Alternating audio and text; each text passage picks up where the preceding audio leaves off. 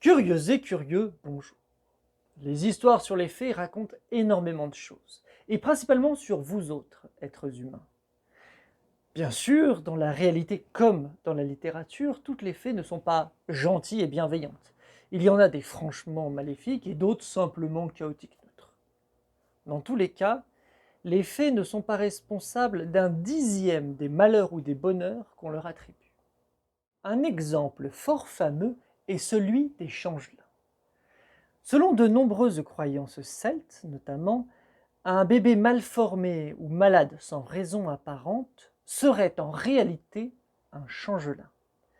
Une fée mineure capable de se transformer grossièrement en être humain, qui aurait été mis là à la place du vrai bébé, qui, lui, a été kidnappé par des fées en mal de maternité. Se référer à notre vidéo YouTube spécialement sur les fées pour en connaître un peu davantage sur le mode de reproduction féerique réel. Le seul moyen pour les parents de récupérer leur enfant serait de déposer au crépuscule le changelin avec une bourse de sel sur un chemin de traverse. Un chemin de traverse est un passage magique entre le monde des humains et des fées. En général, c'est un arbre, un rocher, un trou dans un mur, ce genre de choses.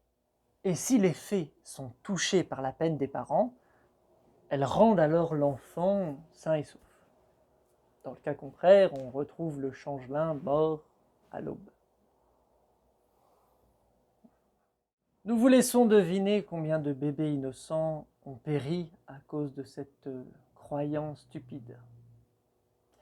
Alors qu'il suffisait de demander son avis à une fée, et elle vous le dira tout de suite, que l'idée de passer une partie de son éternité avec un petit bébé braillard puant ne l'enchante guère en général.